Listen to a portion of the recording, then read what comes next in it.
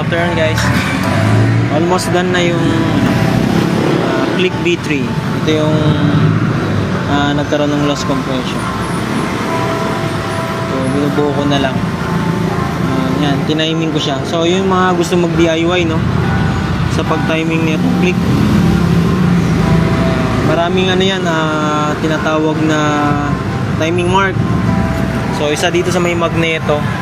Yan, pinarangyan ko siyang red. Then may nakikita kayong T dyan. Yan, T, ibig sabihin timing yan. Huwag kayo dito. Yung F is in firing.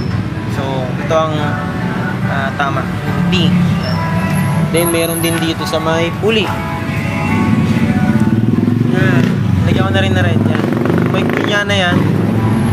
Yan, timing yan. Then ito. Yan yung guhit na yan. Nakita nyo yan. Yan, timing din yan. And then meron din dito.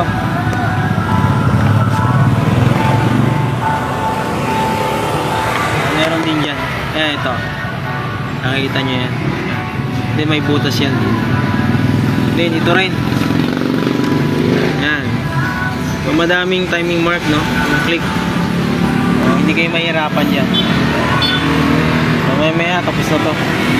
Lalagay ko na lang yung cover. Then throttle body.